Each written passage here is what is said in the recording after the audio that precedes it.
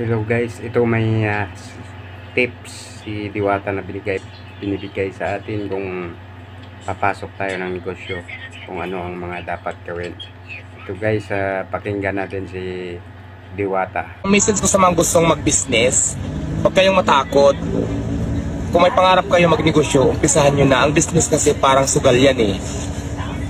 Win or loss, pag nag-click yung business mo, madali ka magkapira, madali kang yumaman.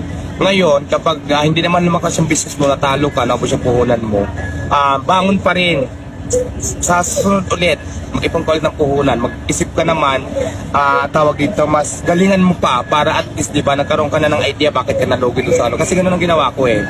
Hindi ka agad nag-click yung business ko. So, nag-try lang ako na nag-try yung paano simula. Hanggang sa ngayon, nakilala ako. So, okay naman ha. So, wag lang talaga sumuko sa mga struggle sa hamon ng buhay. Kasi nangyayari talaga yan. Hindi naman all the time malakas yung business mo. So, pag dumating sa point talaga na hindi pa para sa'yo, kasi niwala ko. Pag hindi pa para sa'yo yung panahon, hindi pa para sa'yo. Pero pag hindi ka sumuko, dating din yung panahon, naayon din sa yung panahon. So, ganun nga sabihin. Yung mga gumagaya sa akin, deserve naman kasi Pilipino tayo, copy business talaga yan.